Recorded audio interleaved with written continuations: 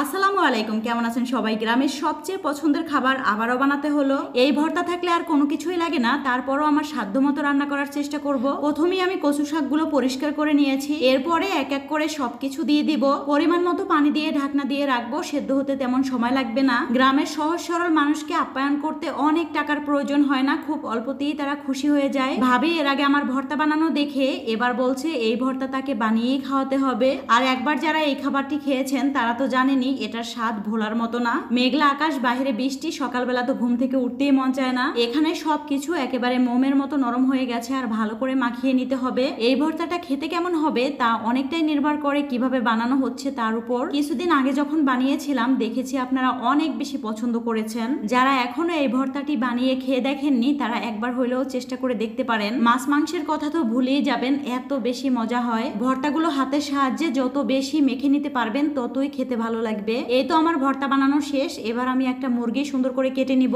একটা সময় সংসারে এই কাজগুলো করতে আমার একদমই ভালো লাগতো না, কিন্তু এখন এগুলো একটা শখের মতো হয়ে গেছে। বৃষ্টির দিনে একবার ভেবেছিলাম চিকেন বিরিয়ানি বানাবো, কিন্তু ভাবি বলছে এমনিতেই রান্না করতে। এখন আমি চিন্তায় পড়ে গেছি কি করব। তো একটা কাজ করলে তো হবে না, অন্যদিকে কিন্তু আমি রান্নাও বসিয়ে দিয়েছি। এখানে আমি পাঙ্গাস মাছ সুন্দর করে ভেজে নিচ্ছি। মাংসগুলো আমি একটু বড় বড় সাইজ করে কেটে নিয়েছি, কারণ চিকেন বিরিয়ানির মধ্যে ব্যবহার করা মাংসগুলো অনেক সময় ভেঙে যায়। আর আজকে আমি পাঙ্গাস মাছ রান্না করে নিচ্ছি, কারণ বাচ্চারা আবার পাঙ্গাস মাছ অনেক বেশি পছন্দ করে। যেদিন বৃষ্টি হয় সকালবেলা ঘুম থেকে উঠতেই দেরি হয়ে যায়, আর আজকে তো সরাসরি রান্নাঘরে চলে গেছি সকালবেলা রান্না করতে।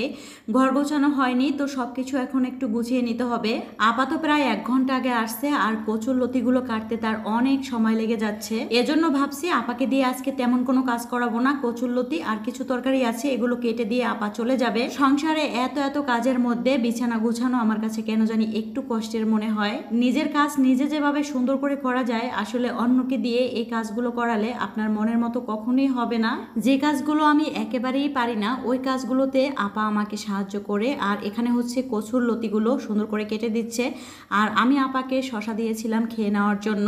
কচুর লতিগুলো এত বেশি চিকন ছিল, আর দেশি লতি যেহেতু কাটতে অনেক সময় লাগবে। আর বাহিরেও কিন্তু একটু একটু বৃষ্টি হচ্ছে, আর বৃষ্টির দিনে রান্না করতে কিন্তু তেমন কোনো কষ্টই হয় না, কারণ রান্নাঘরে তেমন একটা গরম থাকে না। এখানে আমি ঝিঙার তরকারিও রান্না করে নিচ্ছি। গতকাল সকালে ভাইয়া চলে যাওয়ার পর মিনহাজের আম্মু এসেছিল, আমি তো বলেছিলামই আপনাদেরকে। তার সাথে কিন্তু ভাবিও আসছে, মানে মিনহাজের ভাবি। তো ভাবি আমার হাতের ভর্তা খেতে চাইছিল, যার কারণে আজকে ভর্তাটা বানিয়েছিলাম। যারা আমাকে ভালোবেসে আমার ভিডিও দেখেন তাদের মনে হয়তো প্রশ্ন থেকে যাবে আপনার বাসায় কে আসছে, যার কারণেই বললাম। আপা এত সময় এই বারান্দায় বসে সব কাজ করছে, তো আমি এখন সবকিছু একটু পরিষ্কার করে নিচ্ছি। একটু উপরে বাসা নিয়েছিলাম, ভেবেছিলাম বালু ময়লা এগুলো একটু কম আসবে, কিন্তু এখন দেখছি একই রকম। প্রতিদিন কতবার যে পরিষ্কার করতে হয় তার তো হিসেব নেই।